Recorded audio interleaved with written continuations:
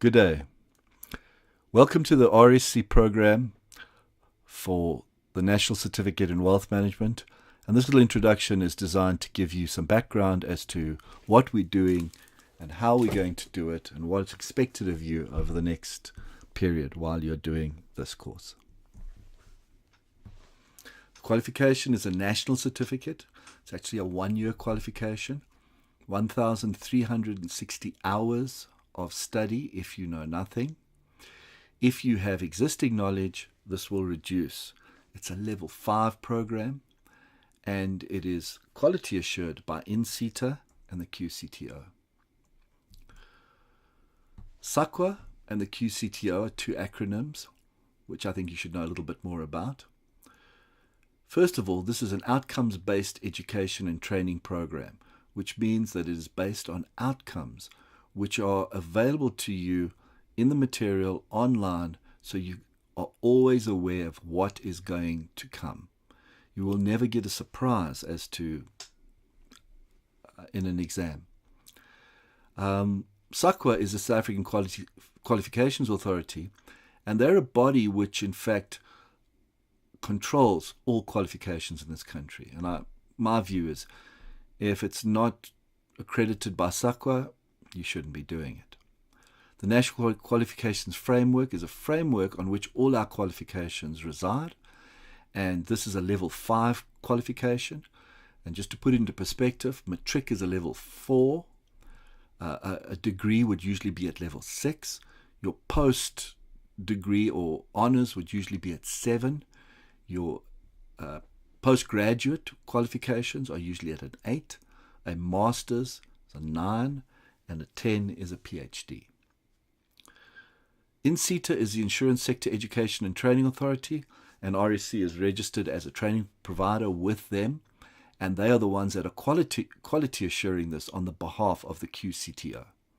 The NLRD is the National Learner Database, and that is where your credits and results will in fact eventually reside, so that anyone can in fact prove the credits they have. And then, as I've told you, the QCTO is the Quality Council and Training Authority, which in fact is the education body for what we call occupational training. This is occupational training that you do in the workplace, as opposed to formal education within a university or school environment.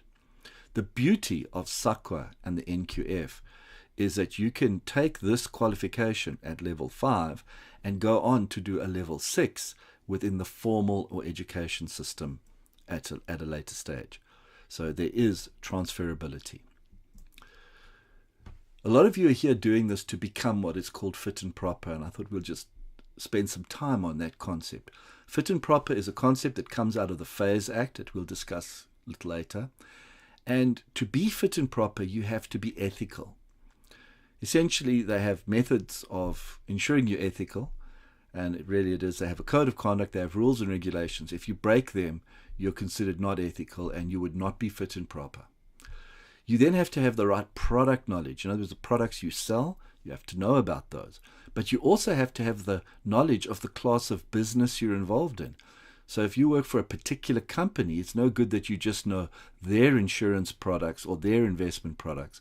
You need to know what a generic product in that class of business is and how yours stacks up to it. You've then got to have a formal qualification, and these are currently on a matrix that the Financial Services Board, or now the FSCA as they're called, have put out, and if the qualification is on that, it is an acceptable qualification. In the future, the acceptability of qualifications will be left up to professional bodies, but we're in transition on that one at this stage. This qualification is on the list. It is an acceptable qualification. And then once you have all of that, you then have to do regulatory exams. Now, the regulatory exams require you to pass a multiple choice exam on ethics, compliance, and regulations.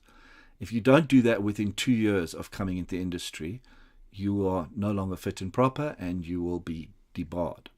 You've then got to have time under supervision.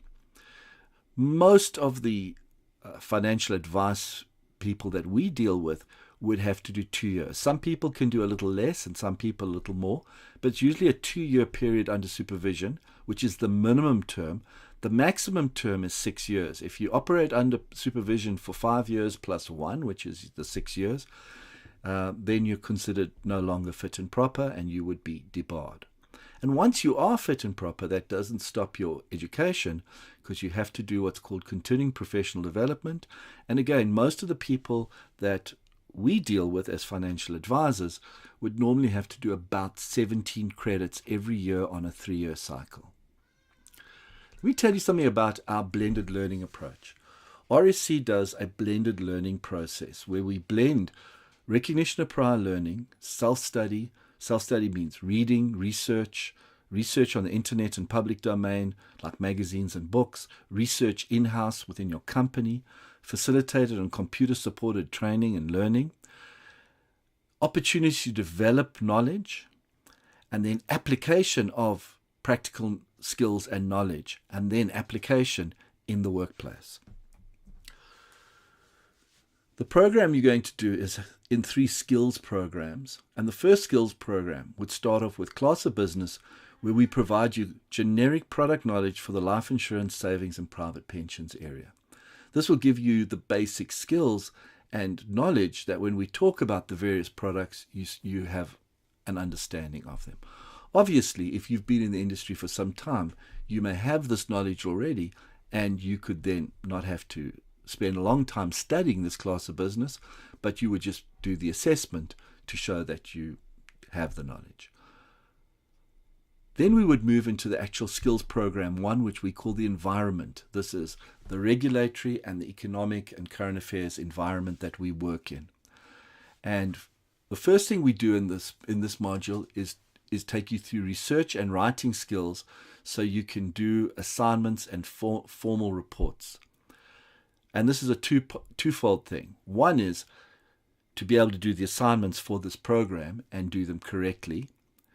And once you've done the program, to be able to write formal financial service reports for your clients that would be acceptable to the clients, obviously, to the regulators like the FSCA, and the ombuds if they are ever looking at these reports during a query. The goal here is always to try and put the client in a position to make that informed decision. And that's something you're going to hear from me quite a bit during this program. Then we're going to look at ethics, and we're going to look at ethics, compliance, and money laundering, which is the first part of the regulatory environment. Once you've done these modules, you should be ready to start thinking about your regulatory exams. We're also then going to look at current affairs, where we're going to look at politics, economics, social change, technology, legislation, and the environment that we operate in. And as I said earlier, at this stage, you have finished the first module, and you should be ready to start working on your regulatory exam preparation. And the material will be made available to you on Dropbox during the program. The next skills program covers risk and risk mitigation and financial advice.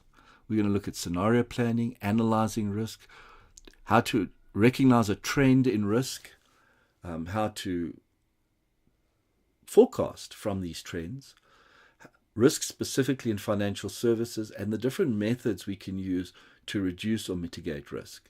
We're then going to look at tax and tax on various products. We're going to look at asset classes, which are the building blocks of our investments. We're going to look at a concept of the financial life cycle, where a person's needs change over time. And then we're going to look at a formal needs analysis process. I'm going to teach you how to do a basic needs analysis. And at this stage, you would have about 91 credits if you passed the summative assessment and had completed your assignments correctly. The next module is, in fact, wealth management. Again, we're going to start with class of business, and we're going to look at investments and collective investments to understand the generic investment products. Then we're going to look at presentation skills and product knowledge. We're going to look at personality styles and other soft skills that we can use to build professional relationships. We're going to look at retirement planning and retirement legislation. We're going to look at investments and portfolio management, long-term insurance portfolios and how they are managed, and then the pitfalls and benefits of offshore investments. We're then going to look at estate planning, wills and trusts, and then we're going to tie all of this together in a very large case study where we will advise clients on growing and protecting their existing wealth.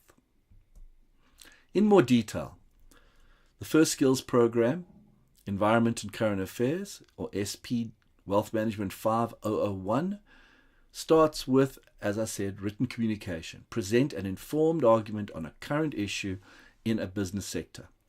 Informed means that it is based on facts, it is not based on fiction or fake news, and it is also current information. You can't advise clients with out-of-date information. We're going to look at written reports for clients, how they should be done, what they should contain, why they must be legal in their content. We're going to look at written communication generally. Then we're going to look at written reports for these assignments, how to do these assignments. And going back to everything you do must be based on sound research. So we're going to start with learning how to do the research required. Then we're going to go into ethics and compliance. And we're going to apply the principles of ethics in a business environment. And we're going to look at ethics and how ethics are controlled through codes of conduct, which require professional behavior. Concepts like treat clients fairly and the Twin Peaks model, which have been implemented to make sure that clients are treated properly and fairly and correctly, and how the South African Constitution really colors and forms the ethical requirements of everyone in this country. Then we're going to delve into the first piece of legislation, which is the FASE Act, or the Financial Advisory and Intermediary Services Act 2002, which came into being in 2004 and was in fact updated last year. We're going to look at the disclosures you have to do, what it means to be fit and proper that we discussed a bit earlier, the requirements of a financial advisor, and the consequences if you don't meet those requirements. Then we're going to look at money laundering. Now, money laundering is an international thing that has happened, and to try and stop drugs and terrorism and moving money around the world in support of these activities, the world governments have in fact set up a lot of money laundering requirements, and South Africa has to comply with these. We have to know our clients, KYC, know your client, so that if they do something strange, you will recognize it. If you see them doing something strange, you're supposed to report it. We're also supposed to keep records so that we can do this reporting. And if we don't keep the records and don't do KYC and don't do these things, there are some very serious consequences. This is the first part of the environment, which is the legal and regulatory environment. We're now going to go into the more general part of it, is we're going to look at the economy. And we're going to look at basic economic principles. We're going to look at the various role players in the economy, the concept of the economic cycle, economic indicators, which ones are important, what trends. We're also going to try and identify economic commentators that we can use to listen to and get information that is again balanced and sound. Economics is just part of current affairs. If you have a look on this slide, we're going to cover in current affairs politics, economics, social change, technology, legislation, environment, role players, and the various events and trends that we need to worry about. Economics and legislation are so important that they actually have sections that we specifically focused on those. And in fact, multiple sections in this program will focus on economics and on legislation. Then we're going to look, to end off this last section, at the financial services industry. And at this stage, we would look at how the financial services industry has been impacted by these various new regulations that have come in, the new laws, the technology that's come in, how it's changing the game. And we're going to look at the industry structure of banking, investments, insurance, pension, and health. We're going to look at the financial markets. We're going to look at what industry changes are being implemented and why, how this is impacting on professionalism in the industry, how business is changing generally and obviously in the financial services industry. And a lot of what we're going to be looking at is the Twin Peaks model and the treat clients fairly concept. The next module is risk mitigation, and financial advice. And this really carries on from the last three sections of the previous one, where we're going to look at these things all cause risk. And we're going to look at how do we deal with this. We're going to look at a tool called scenario planning, which enables us to actually look at the big picture in a very, I think, sound way. We're going to look at risk assessment. How do you assess risk in a situation, in people? How do you match that? I mean, if you've got a client who doesn't like risk, it's not a very good idea to put them into very risky investments. We're going to look at trends and how to research trends. The research module that we did at the beginning will be reintegrated again and revisited in a lot of detail, because research is so important. You've got to get your research right, otherwise you won't understand what's going on. We'll then also use how to use trends. So if you see a trend's going in a certain way, it gives you an indication of what sort of investment advice you should be giving. We're going to look at risks in the financial service environment and ways of reducing or mitigating risk. Then we're going to look at everyone's favorite, tax. And this is not to make you a tax expert. This is to make you into a financial advisor who understands that the products you sell have tax implications, and you understand those implications. So you don't sell the wrong product to the wrong client. You need to understand the basics of income tax and capital gains tax and the tax of lump sums, but most of it is about the tax implications of the various investments. We're then going to look at asset classes. Now, these are the building blocks of all investment products. And asset classes, essentially equities, bonds, property, money market derivatives, hard assets, and offshore investments. And your portfolio managers mix and match these and put them together into investment portfolios that meet the needs of your clients. Each of these asset classes also have different tax implications. So if you have an asset class that has a particular tax implication and a portfolio has a heavy leaning towards that asset class, that will impact on the tax implication of the investment that you're selling. Then we're going to look at how your client's needs change over time. This is called the financial life cycle, and it will influence their decisions. If you've got a 25-year-old and you revisit that 25-year-old 10 years later, these are two very different people, and their needs have changed, and you need to take cognizance of that and advise accordingly. So it's a very good way of segmenting your market and targeting the right clients. Then we're going to, once we understand that financial needs change over time, we're going to look at how do we actually analyze financial needs and quantify them. We're going to set up a professional relationship with people, learn how to do that. We're going to learn how to gather information, structured questioning, and the use of technology to gather correct information, analyze and formulate solutions. We're going to use manual and computer systems, and then we're going to present solutions to the client, usually in writing, and then we're going to implement a plan and then follow up this plan annually to make sure that it's on track and provide client service. And at this stage, you have now done the first 2 skills programs, and you have completed about 91 credits of this qualification of the 136. The next module, SPWM 5003, is wealth management. And this is where we start to really tie everything together and start actually giving complex financial advice. But before we do that, we need to look at verbal communication and presentation skills, because you have to present information to people and make sure they understand it. We've got to make sure that your verbal communication is pretty good so that people don't misunderstand you. And one of the things we're going to be doing here is implementing knowledge of your product and class of business. And that will, in fact, very often be used in the presentations that you do. We're then going to look at social styles. Now, social styles is a way of analyzing different personality styles to understand how people are different. We're also going to look at how to read body language and understand people better. Neurolinguistic programming also gives an indication of how people are behaving.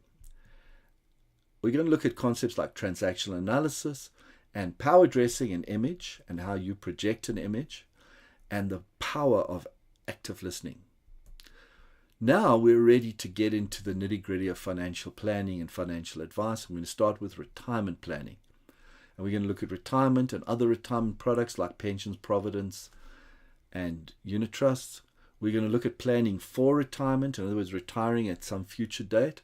And when you have reached retirement age, how you do your planning at retirement. To do this, we need to understand the legislation. So we're going back into the legislation arena, and we're going to look at the retirement fund legislation, which again was implemented in 2015. A whole lot of changes were brought in, and it is currently being implemented as we go on. It hasn't all been implemented. The law was promulgated in 2015 and is being implemented. We're going to look at tax legislation, which has changed with relationship to retirement planning, and it's had huge impact on retirement planning. And we're going to look at proposed changes to legislation going forward, because again, this will color your advice that you give to clients going forward. Then we're going to look at investments. We're going to look at how portfolio managers manage a portfolio of asset classes, how long-term portfolio managers manage things a little differently because of the Long-Term Act. Collective investment scheme managers also have to manage a little differently again. We're going to look at different portfolio types. We're going to look at the concept of portfolio management, the different styles of managers, and the risk attached to those styles, and also the return. And we're going to look at the power of offshore investments and the way they can actually make money for you, but they can also lose money for you. We're then going to tie all of this together to advise a client on pensions and preservation funds, on lump sum investments, and we're going to use the knowledge learned to advise a client on wealth management and investments when he has lump sums to invest. And if someone has lump sums of money, we've got to worry about a concept of dying. So we're going to then look at estate planning, and we're going to look at how to advise on estate duty, on donations tax. Different marital regimes will impact on people's estates, the use of wills, and the use of trusts. And at this stage, you will have finished the knowledge and practical knowledge component of this program, and you should have 136 credits. But you would have had to pass the assessments. And the assessments are structured something like this. During the program, there are self-assessments that you will do. There are also knowledge assessments that you will do on knowledge learnt, the reading that you do, that you've actually learnt and understood it. Then you're going to do practical skills assignments, which show that you can do the practical skills that you've been taught and apply these practical skills. There's also going to be evidence of balanced research in your assignments. You've actually got to give us evidence that you've done the correct research. And that's going to count towards the final mark. And then the last part of it is to actually apply all this knowledge and skills and research in doing workplace assignments to show how this is actually applied in the work environment. Once you've done that, which is called the formative assessment, and you've passed it and we're happy with it. If I'm not happy with it, there's no pass or fail with this thing. If I'm not happy, you don't fail, you're found not yet competent, and it's not do the whole thing again. I would just get you to redo the sections that I'm concerned about. Once I'm happy that the knowledge appears to be there, we do what's called the summative assessment. Now, the summative is a formal closed book exam where we will do the exit level outcome of environment and current affairs. We'll do the exit level outcome of legislation, regulations, and compliance, and the exit level outcome of technical knowledge and skills required to give financial service advice. And the last part of the summative assessment is called critical cross-field outcomes, where we assess skills. These are critical skills that the government have as a requirement in all learning programs. And at this stage, you should have 136 credits, and you should be fit and proper in terms of your qualification requirement. Well, that's the end of this little presentation. If you have any questions, please contact us on info@recnetwork.co.za. Please do not forget to visit the website www.recnetwork.co.za. A lot of research, we talked about research, is made available to you on that website. So you don't have to go searching too much for it. I have helped you on that assessment. Welcome to the National Certificate in Wealth Management, and have fun and learn a lot. And I look forward to helping you over the period of this program. Thank you.